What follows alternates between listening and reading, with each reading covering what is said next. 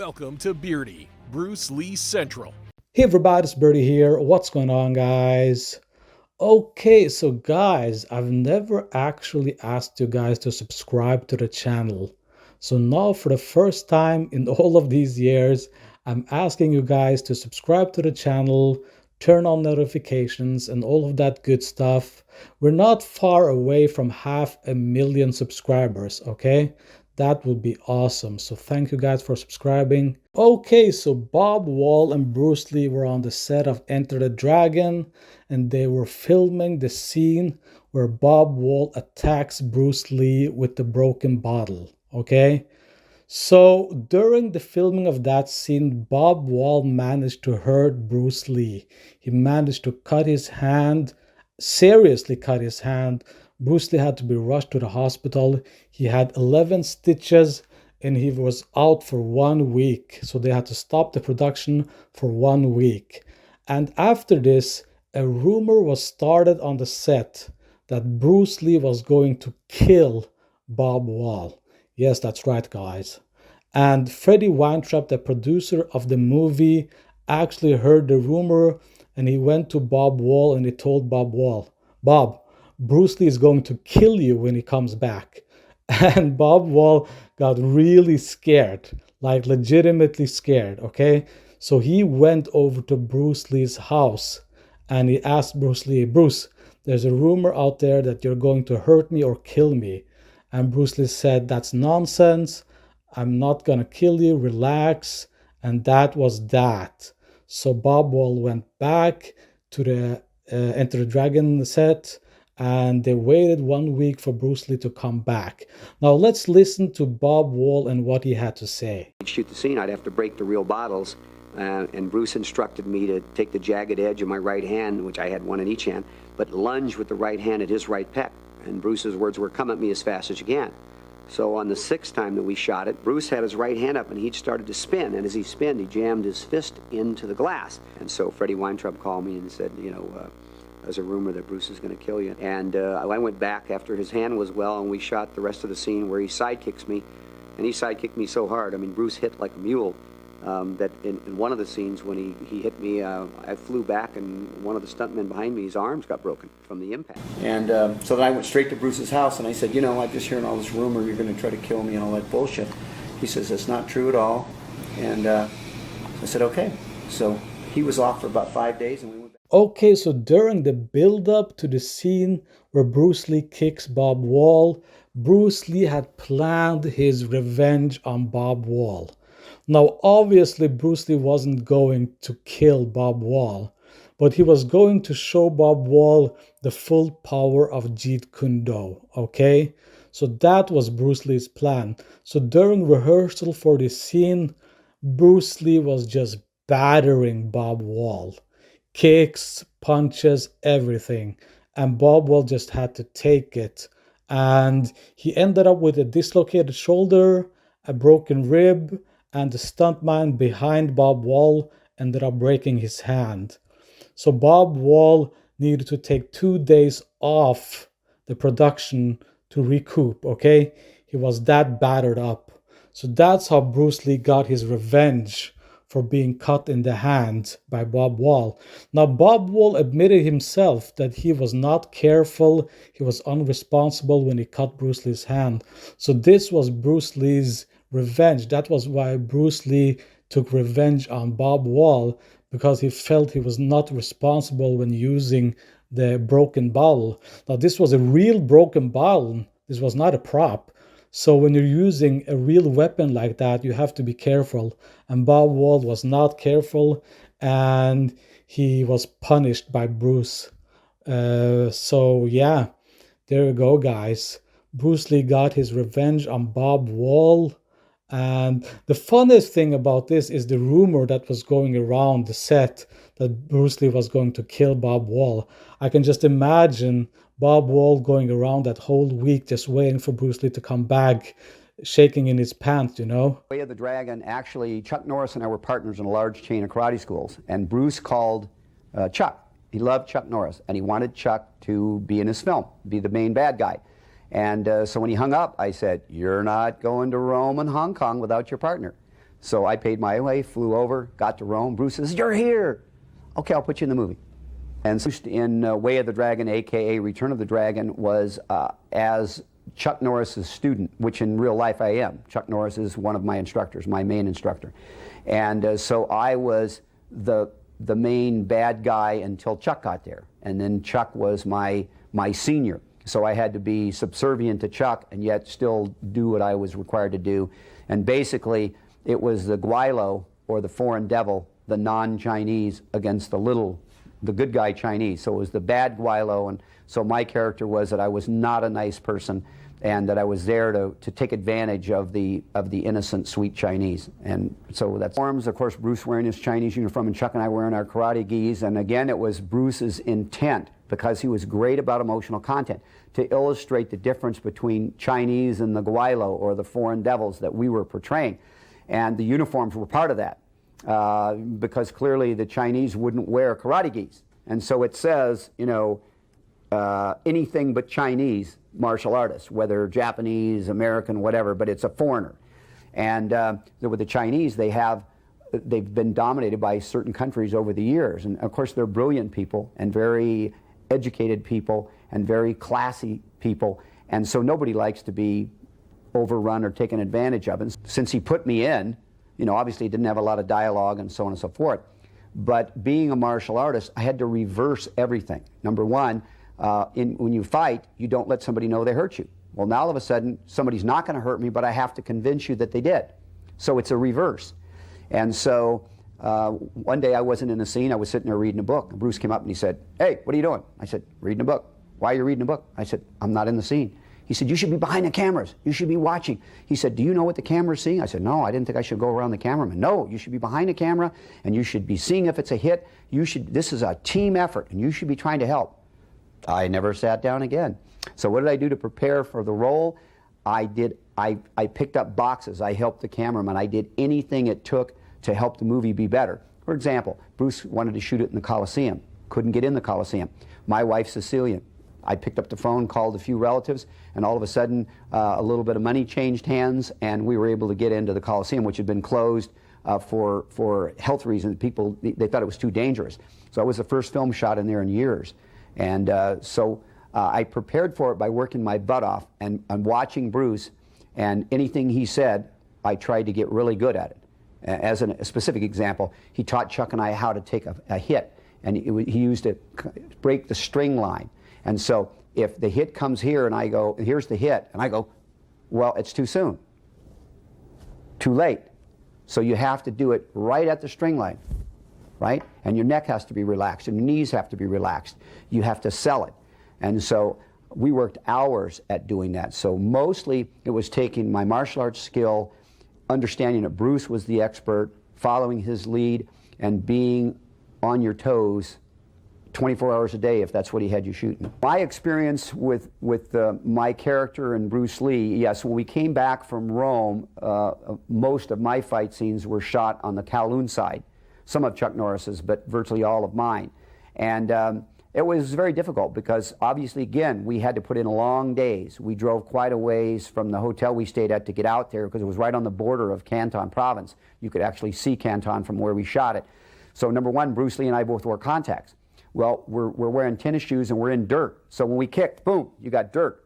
And so luckily Bruce had this great eye lotion called Darlin, and we used up a lot of it on that. But my experience with it was that Bruce wanted this character to be a nasty, no holds barred, would take any advantage. And so that was what I tried to get into the character, that he was a menacing, unholy, evil killer, and that Bruce had to be very careful. But Bruce developed I had known Bruce for 8 years by the time I did Way of the Dragon, so I knew him pretty well. We had trained a lot together. Bruce knew I was a professional fighter. He knew I was famous for taking hits, and he said to me, "Bob, I want to hit you, and I want to hit you hard." And I said, "Go for it." "Great, terrific." And so we both agreed, and it was Bruce's vision, but we both agreed that making contact didn't leave any doubt about what your reaction was going to be. Because when you get hit for real, there's no fake reaction. And so while Bruce didn't hit you in the nose or break your teeth, but he'd sure hit you in the side of the head It certainly popped me in the body pretty darn hard. But it made it easier in a way if you could take the pain, but because people see it shot, they see it on screen one time. But you may shoot that scene 8, 9, 10 times. And so you're taking 8, 9, 10 hits, and sometimes 12 or 15, because Bruce was a perfectionist. He wanted it just right. And so there's so many elements in the timing of a fight scene. But I liked it, and Bruce liked it, and I knew I was there to make him look as good as possible, and it was fun. It's like, you know, painting with Picasso, because Bruce was a genius. And so getting to just be around the master of what he did was exciting, and it created your energy and got your everything going, so that you gave a better performance just because of the experience of being around somebody like him. What stands out mostly about filming the fight scene with Bruce was the effort that he put in to make sure that the audience knew I was getting hit. And so if you look, you see my feet off the ground, then you know I'm getting hit.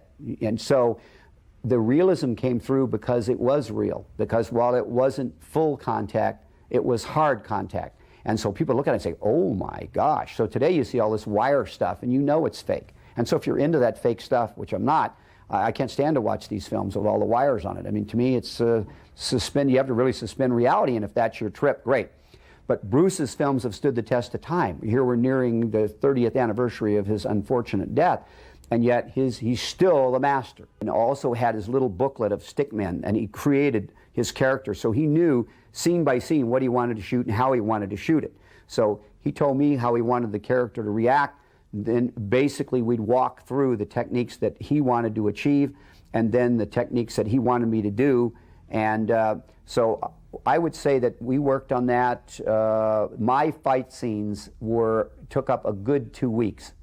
And actually were very difficult, probably the most difficult in the movie, because Bruce finished all of Chuck Norris's scenes first. So Chuck left to come back. While Chuck was there, then I was there to watch the two of them and say, hit, good, no, reshoot that, you missed over here, whatever. Well, once Chuck was gone, Bruce was the only person that spoke English and Cantonese on that set. And so little things like, I wanted cold water. And all day long I'm saying cold water, and I'm being brought warm Coke. Well, I don't care a lot for Coke, and you know, when it's cold. I mean, I can drink it, but it's got to be cold. I can't drink it warm. So let me tell you, after 18 hours, we got into that van to go home. I said, Bruce, how do you say cold water, please? He said, oh, tung soi ngoy. So I learned how to say tung soi ngoy real fast, and that started me learning a little Cantonese. But it was 2 hard weeks, primarily because there was nobody there to tell us if it was a hit. And in those days, you didn't have the instant replay that they have today. So we'd have to go back and get it processed, and then very early in the morning, go look at it, see if it was good or bad, or if we needed to add anything, and then go out and reshoot it. Then there was no Chuck Norris there to watch us and tell us. So plus the dirt, plus the heat. So it was a job. Bruce demanded that everybody understand that on his movie set, it was a team effort. But he also made it difficult in the sense that Bruce had a strong opinion about what he wanted on screen, and understand that he'd lived with it for months in his mind. So you get there and you're a white belt to his black belt when you start. But as we got into it, and fortunately for me, most of my fight scenes were shot at the end of the movie. I was there 3 months, all told, from beginning of end. And so by the time I got in 6 weeks and 8 weeks, I'd started getting a sense of what it was he wanted. So I was constantly telling him what I thought, 99% of which he didn't take. But at the end of the movie, he did something really phenomenal, because as I mentioned, he used to give us this 𝘽𝙧𝙪𝙘𝙧 eye lotion. It was kind of a mentholated eye lotion that we could soothe our eyes from all the dirt. And so the day I was going to leave, Bruce said, you know, I really feel bad, but you know, I'm doing everything, star, director, stunt coordinator, everything, editor, and so I can't take you to the airport. So I really feel bad. He says, but you've done a great job, thank you, you know, goodbye. So I got up early the next morning. They had a car pick me up, took me to the airport. I checked in, I'm sitting there, and all of a sudden, huge crowd. I mean, like Elvis was coming. And I look up, and it's Bruce. I mean, he was just like the Pied Piper. I mean, just hundreds and hundreds of people around him. And he comes walking up, and he says, just kidding, here. And he hands me a case of 𝘽𝙧𝙪𝙘𝙧 eye lotion. Gave me a big hug. So that was Bruce. Bruce was just so loving and kind and brilliant and was always needling you, and it's like saying, I really can't come. Well, I believed him. I saw how hard he worked. I knew where he needed to be, and yet he took the time to come to see me off and to bring me the skills. Bruce was a guy you'd love to hang with. He was fun, he was funny, he was bright, and I think the fact that his mother was Eurasian, you know, she was part German, so Bruce was 1/8 German, 7/8 Chinese. I think it gave him an insight into bridging the gap. So he was a lot of fun to be around because he was my first close Chinese friend, my first close Asian friend. And so he was so bright and so funny and so much fun to be around that he made that experience in Rome be great. When, of course, added to it that it was my first film, Chuck's second, I'm going, hello, Mom, I'm in a movie. This is pretty exciting, heady stuff. And so you're filming at all these beautiful locations, and you're with somebody that you love and respect, and you're getting to be part of something that you think is going to be out. Two brilliant martial artists interact, and the excitement that they got of actually being there. And then it was the discussions between Chuck and Bruce, because Bruce respected Chuck so much that obviously Chuck is undefeated world middleweight champ and a wonderful human and very humble.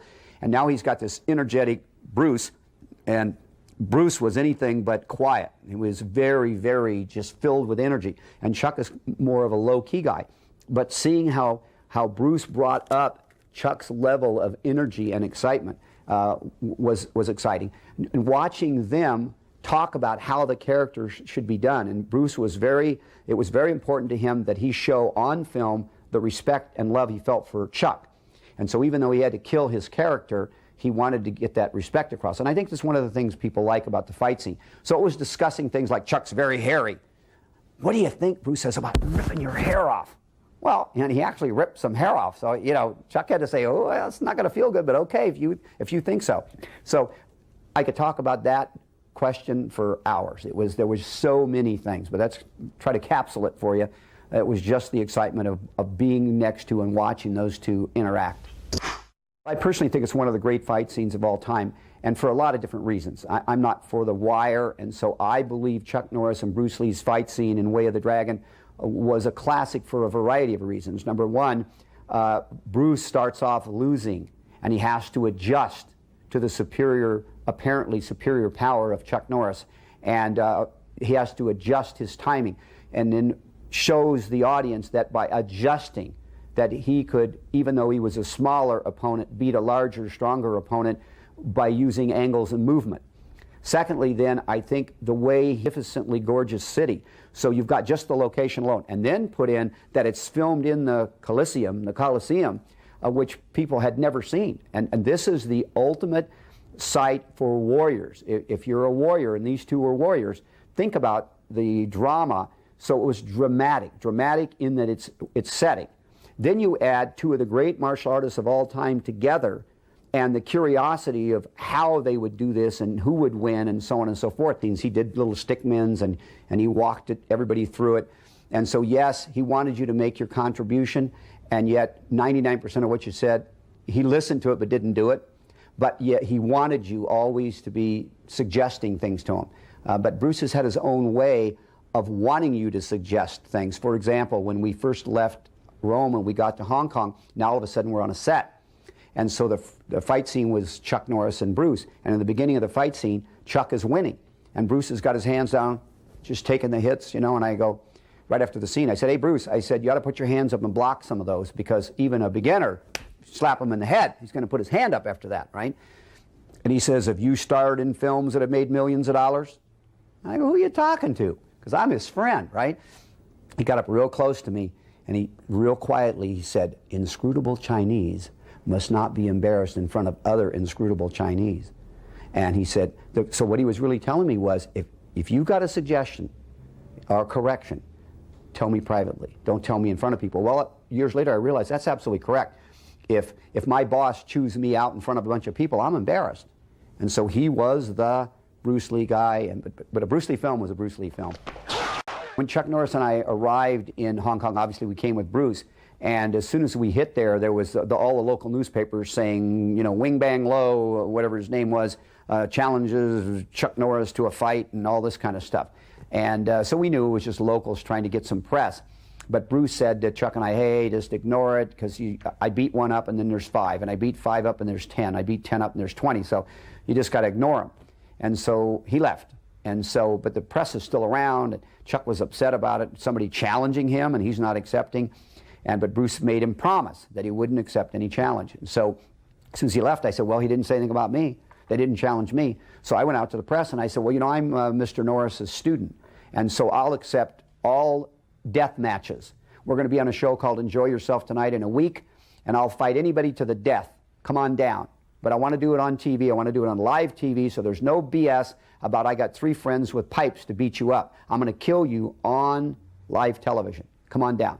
So a week later, 3 of us went down, thousands of people around, and everybody expects there's going to be half a dozen challenges or more, and we get there, and nobody wants to step out there on the live stage for a death match. And so all of a sudden, the producer, thinking he's going to have this great event, now doesn't have anybody willing to step forward, including Wing Bang Lo, who made the challenge. And I said, because I'm saying, if you can beat Chuck Norris, a student, then you got a right to fight him. And so all of a sudden they said, you got to do demos. And so now Chuck is really psyched up, and he is a great, great fighter. He's the greatest martial arts fighter of all time, in my opinion. Undefeated middleweight world champ. So he gets out there. Well, I'm his student, so he's going to start doing a demo. So he's doing the demo, and he's just beating the shit out of me. I mean, he's just flat nailing me. And so he does a combination, bam, bam, bam, bam, bam, hands, feet, and all of a sudden jump spinning back kick, boom! And he hits me, and I start flying, and all of a sudden I realized there was a screen around us, and I grabbed this black curtain, and I looked down. I've got 20 feet of steel. I'm falling down into it. Oh, my God. And Chuck realized it at the last second, grabbed my gi, and I fell down on the floor, and then he pulled me back up. And when he did, he pulled my gi open. Well, there was welts all over. So the camera came in real close, audience real quiet. And after that, everywhere we went in Hong Kong, they go, ooh, my Chinese name was 𝘽𝙧𝙪𝙘𝙧. And they said, 𝘽𝙧𝙪𝙘𝙧, ooh. And they wanted to hit me everywhere we went.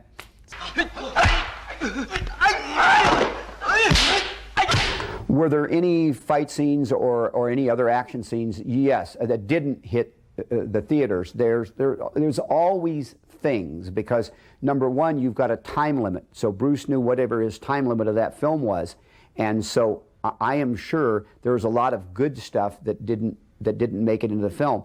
But in the end, Bruce was the editor. He was in there, and he knew what his vision was, and he was just like a pile of fruit. He reached out and picked the pieces that he wanted to put together. So yes, there's plenty. I believe only whoever owns it now would know, but I would have to guess there's a couple of hours at least of scenes that never did hit the... He was a perfectionist. He wanted it to be great.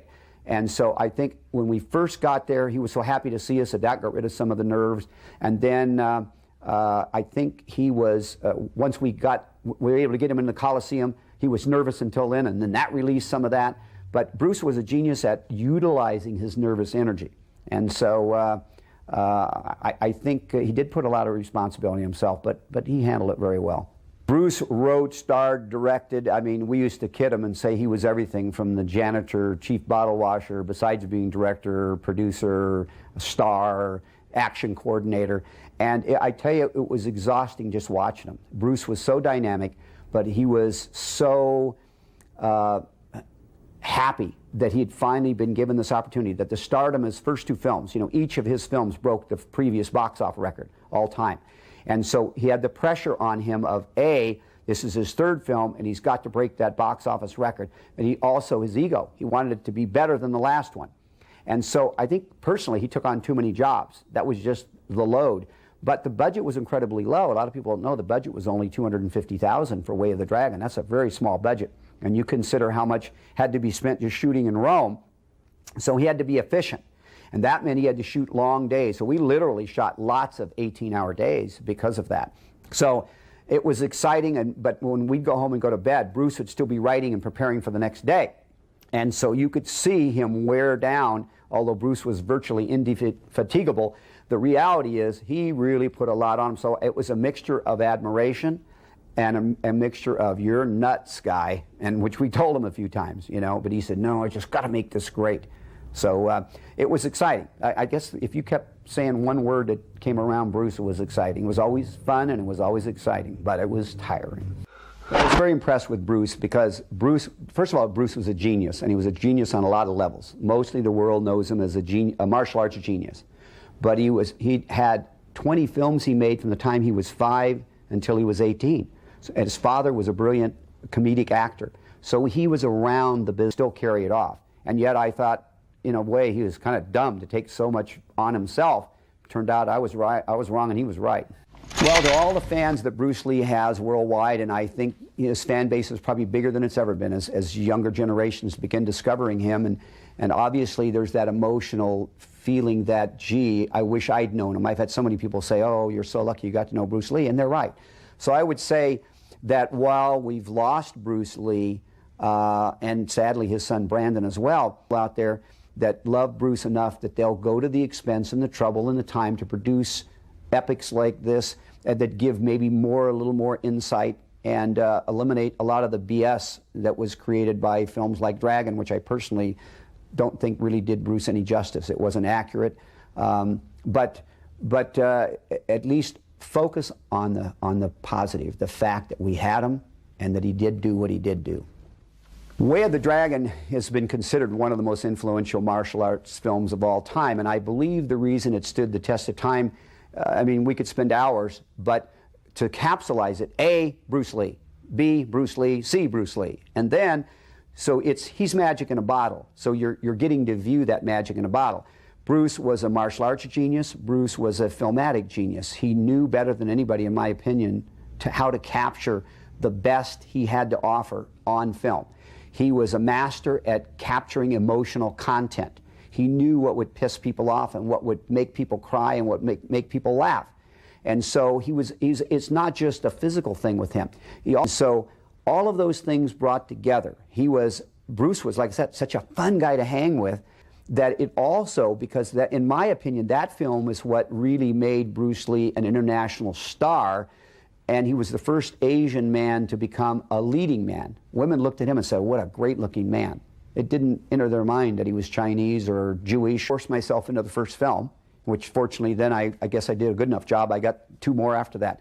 But I look back and say, doing those 3 films, I had no idea. Honestly, if you'd have asked me then, I would have said Bruce Lee's going to live to be 100. It was taken so quickly, so that it's a tragic loss, and I'm sure the world believes that. His fans understand, they miss him and so forth.